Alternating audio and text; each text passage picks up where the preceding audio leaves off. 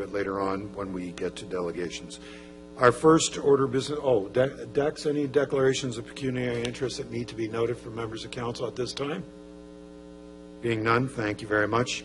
I'd like to invite Mr. Paul McGarry to the podium. And Mr. McGarry, it's good to have you here this evening. Thank you very much. There is a green button in the middle of the table there. I know that you are also joined by other members. If they're going to be speaking, we'd ask them to take a seat beside you. And I would also ask that you would introduce that individual. Please keep the microphone as close as possible to you. We are webcast, so we want to make sure that everyone has a fair opportunity to be able to hear you. Mr. McGarry, are you representing Lakeridge Health and Pinewood Center, or are you here in another role? Yes, correct. I'm representing Lakeridge Health. And who is beside you? Hi, I'm Melissa Hutchinson, Durham Region Health Department. Okay, Melissa, it's great to have you here this evening. Thank you very much. Mr. McGarry, you have the floor. I understand the presentation is now on the screens, and please move forward. Thank you so much, and councillors, we're very pleased to be here today to talk to you about a very exciting opportunity of an evidence-based strategy in relation to the opioid crisis that we are proposing to bring to Oshawa, that's based upon a very strong model of mental health and addiction support, medically based addictions treatment, outreach workers, and built along hospital standards. So we're going to proceed through the slide deck, which I believe was pre-circulated, so members would already have that slide deck. Correct? I think. Okay. No. Okay. Okay. It was I wasn't sure. It was pre-circulated from our end, so I wasn't sure. Okay. You no, Mr. McGarry, no, we don't have it. Okay. We would ask that if you have sent it to us, we'll make sure members of council get it. Certainly will. Thank you. So I have a fairly comprehensive slide deck. I will go through it relatively quick, so there's opportunity for questions as well. So Lakeridge Health was identified as the lead for addictions in Central East Lhin about 2.5 years ago. Similarly, Ontario Shores was identified as the mental health lead. Soon after that, we were asked by the Lhin to develop an opioid strategy, which I co-chaired with a very large expert group from across Central East, so from Scarborough right through to Peterborough, and my co-chair was the medical officer of health from Peterborough Regional Health. So the model that we focused on in development was known as a 4-pillar model. I'm not going to go through all these different strategies because in total we had about 25 recommendations, and within those about another total of 150 probably. So lots of great stuff is in this is in the strategy itself. It's publicly available on the Central East Lhin website. It's well regarded across the country. Many have said it's likely one of the best that's been developed, and we've had calls from across North America asking exactly how we got to this point and relying on some of our evidence. So we have since moved on a number of these recommendations in response to what has been declared as an opioid crisis. Central East Lhin has approved our strategy. So that was the first good nod of approval, and they gave us about $800,000 or $900,000 to get us off and running last year. Though much of what we have done has actually not required new resources. We've moved a lot of aspects of the system, doing performance and process improvements. We were very quick to open up 3 rapid access addiction medicine clinics. One of them is right here. In fact, we have 2 locations in Oshawa, one at the hospital, one at Pinewood Center. In a 1-year period, we have treated just over 500 individuals, about half for opioids, half for alcohol. We've had remarkable success. It's a walk-in clinic, and it's been a total game changer for the residents of Oshawa and Durham. We've led several medication physician-focused sessions because there's new standards for physicians, and they need assistance in being aware of those standards and in implementation of those medical standards. We've done all sorts of work in our emergency departments. Lakeridge was very quick to be one of the first to put some controls in place for prescribing, and also to start implementing an opioid-related treatment, medical treatment that's called Suboxone. It helps with withdrawal and cravings and so forth, and we have been using Suboxone in our emergency department for well over a year now. We are the first in the province to implement free fentanyl test kits. As far as I'm aware, we're actually still the only one who's doing that. So now we've started to supply the John Howard Society, CARIA, and most recently Cornerstone with free fentanyl test kits as well. I think we're at about 700 now, 5 in a box, and this gives users the ability to test whatever it is that they're using, wherever it is that they are, wherever they are. And there's very good research that indicates about 80% of people will then change their behaviors once they see a positive result in front of their eyes that their drug supply has fentanyl in. We've enhanced services. We've aggressively distributed naloxone in collaboration with Public Health and John Howard and many others. And naturally, we're continuing to do lots of work in relation to stigma. This table from Public Health Ontario, which is also publicly available information, shows a few different things. The purple line at the top is emergency department visits, and you can see how dramatically they have continued to climb over the last 14 years, but in particular over the last 5 years. Hospitalizations are the yellow line. You can see they have also continued to trend in a negative direction. And of course, the other saddest stark reality are the deaths at the bottom. And you'll see they in particular have also continued to climb and in fact spike over the last 4 to 5 years. Bit of a summary of that data: 164% in deaths, 128% in emergency department visits. So what has been declared a crisis is indeed a crisis. No one is bending this curve so far. This is not getting better anywhere in Oshawa, in Durham, in Ontario, in Canada, in North America. This gives a sense when we look at EMS data, we're starting to look at all sorts of data from different angles. This was a recent poll from EMS, which shows their calls for overdoses. So Oshawa has about 66% of all of Durham's overdoses.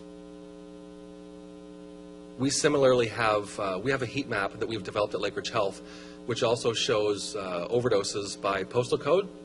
Our data shows the exact same results. Recent data from CIHI, the Canadian Institute for Health Information, a very reliable, solid source that we all look to for reliable information. This shows you emergency department visits for opioid poisonings. And you'll see where Oshawa would rank in that list as number 6.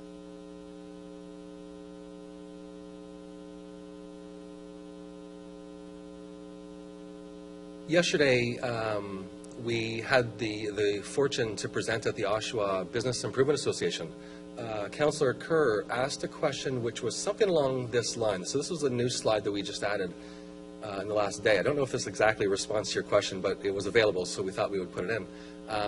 When you look at the type of opioid that was present at death, and this is based upon coroner's information, look at that dark blue one.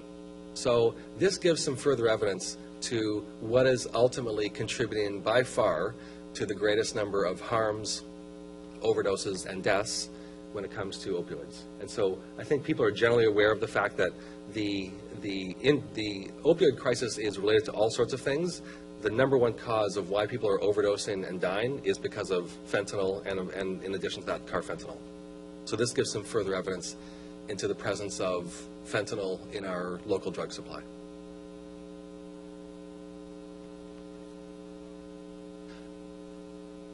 If there is maybe some good news, over the past 2 to 3 years, different colleges and regulatory bodies have implemented new guidelines, directions, and so forth for their members who are prescribers. So this gives some evidence that the overall prescribing for opioids is on the decrease. So this is in something which is called, it's an equivalence along the left side. I think it's morphine equivalence. It's how they kind of equate all opioids and measure them the same way, because there's so many different types. And so this gives a sense that through the prescribing areas, so by nurse practitioners, but mostly by physicians of different type, overall opioid prescribing is going down. And so we would then wonder, gee, why are deaths still going up? It's because this is entirely, for the most part, an illicit drug supply problem. So that is, so we can see how these curves may intersect, but there's certainly reason, as the previous slides demonstrated, to indicate that we are not bending the curve in this crisis, similarly to how physician prescribing is decreasing here. A couple pieces of information from Lakeridge Health. This shows overdoses over the past a little while. You'll see that about 60% are by men, the other 40% by women. You may find this next piece insightful, because oftentimes when we think of harder core drug use, if I can use that term, we would often associate it with a younger crowd, often those who are 19 to 25.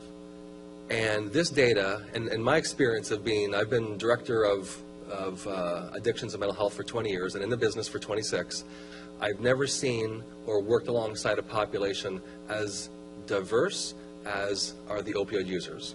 And I think this gives some other evidence to that.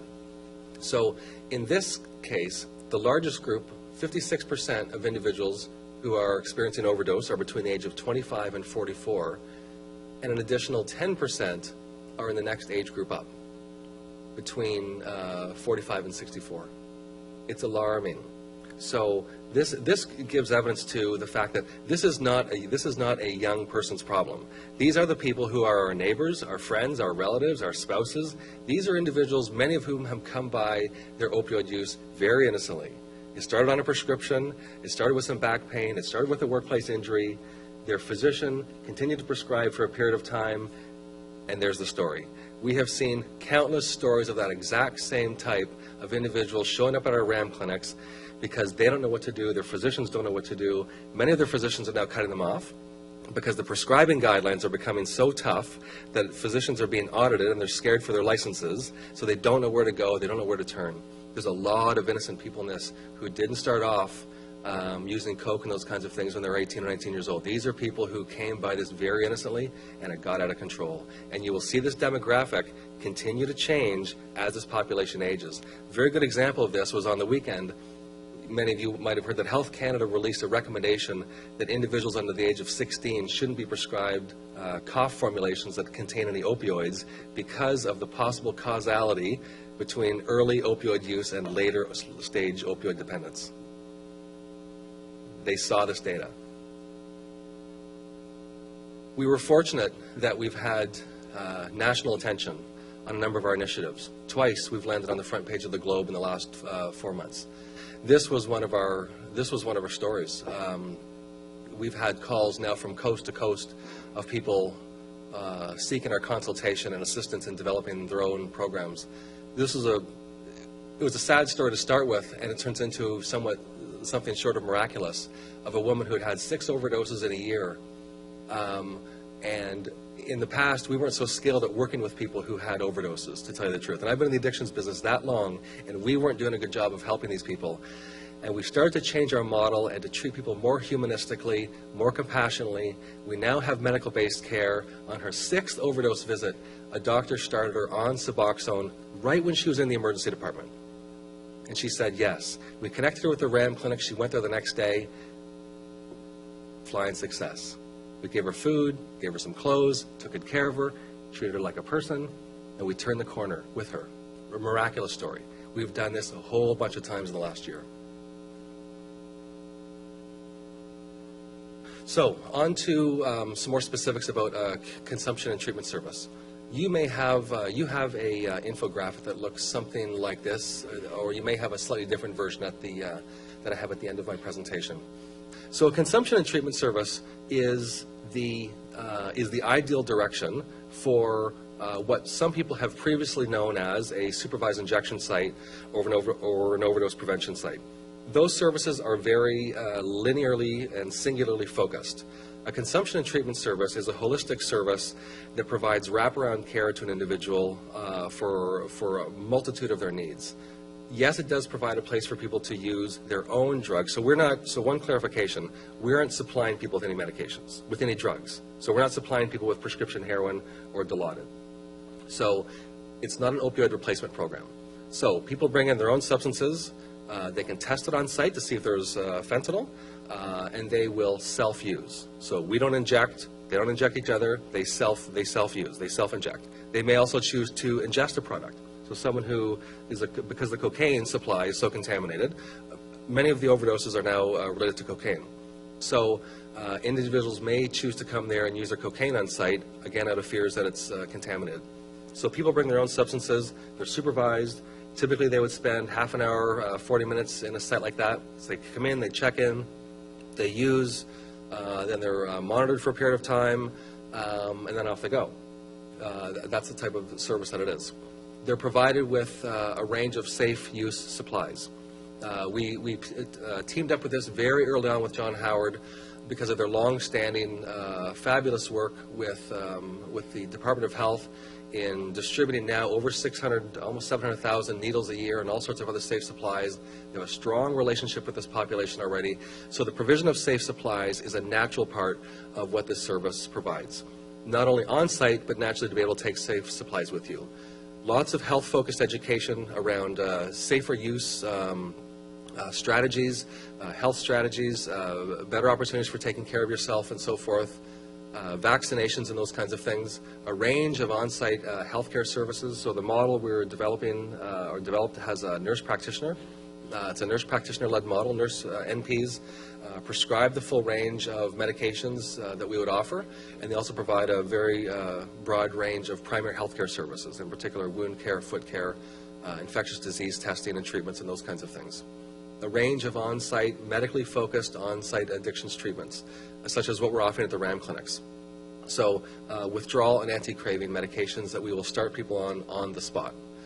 And I think if I was going to highlight, in addition to all those super exciting things, I think what I have to draw on is the wraparound aspect of service, where we have a very strong focus on mental health and addiction services and outreach services. So secondary reason, well, more than secondary, why we needed to pair up with John Howard early on is that they have a very strong outreach model, and those staff are field to office. So they will see people in wherever location they happen to be in the community, make strong relationships, and be able to pull people into care, and similarly pull people out of care.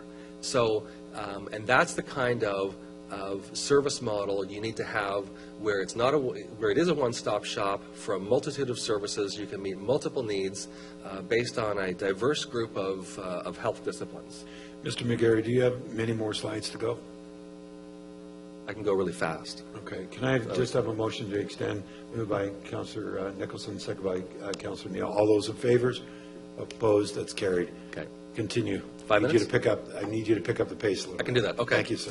Lots of objectives. Some of the key ones: reducing deaths and harms, reducing the spread of infectious disease, increasing safe injection practices, access to primary care, reducing risk to the community. And I tell you, if there's something I've heard an awful lot about and read an awful lot about, it's the fear of and the reality of having all these discarded needles in the streets and in the parks, and parents don't want to have their kids in the parks. They're fearful of having their kids go to soccer practice now because there's needles all over the place. And all the research indicates that when you set up a consumption and treatment service, you eliminate boatloads of needles. In most cases, 50% or more of the needles from the streets disappear, because now people have a safe place to use. They're not shooting up in the parks. They're not shooting up in your bathrooms. So there's a huge benefit from the public safety and public health point of view of providing people with a safe, regulated, hospital-run service where people can get the kind of care that they need for the type of condition that they have. This is, in fact, I think this is actually my second last slide. So where we are now, we're developing two applications. You have to have one for the federal government, one for the provincial government. The federal government has to give you an exemption because people are bringing illicit substances on site. So you need an exemption for that. Otherwise, you would be liable for all sorts of things, for having drugs on the property. And to the provincial, because that's ultimately who's going to regulate you, that's who's going to fund you and so forth. We met with the Oshawa BIA. We're here this evening. We are launching tomorrow a public online survey, and that will be pushed out through a media release, and then similarly through Public Health, John Howard, and Lakeridge Health. So we will seek far and wide for broad community input and engagement through that online accessible survey. We're talking with a range of other stakeholders as well concurrently, and we have not we have not determined a location. What I can tell you about a location is that we're well aware of, and have been for some time, the bylaw, and I don't know the exact number of it, but there is a bylaw area which indicates a particular zone where a service like this would not be preferred to exist, and we're well aware of that. So we don't have an intention of landing this, for example, in the Four Corners, downtown Oshawa. That was never our plan. We do need to find a location somewhere within a reasonable distance, because a lot of this traffic is foot traffic. And so to take this and put it on the corner of Harmony and Taunton, or North Whitby, or West Pickering, and you saw the data about in terms of where overdoses are happening. So if we need this service to work, we need to put it in a place where it's going to be accessible, and that is somewhere not too far outside of the downtown area, but it's not in the downtown area. The last thing I'll make comment on is this is an infographic that you have. Most of this information I think we've already covered, but it provides a nice visual of what a consumption and treatment service is and some of the benefits. So thank you. Thank you very much, Mr. McGarry. Would you like to also introduce the other two young ladies that are with you this evening representing the partners in this program? Yes, very much. Thank you for the opportunity. So, Diana, on your left is Diana Eastwood, the Executive Director of John Howard Society, Durham. I think a face who is perhaps very familiar to many people here tonight. And then to the right is Joanne Gorgavelis, who reports to me, and Joanne is the Central East Lhin Senior Lead for the Opioid Strategy. Thank you. I greatly appreciate that. I just wanted to make sure the full complement of those that are presenting this evening, Council has an opportunity to understand who is here. Questions to our delegation?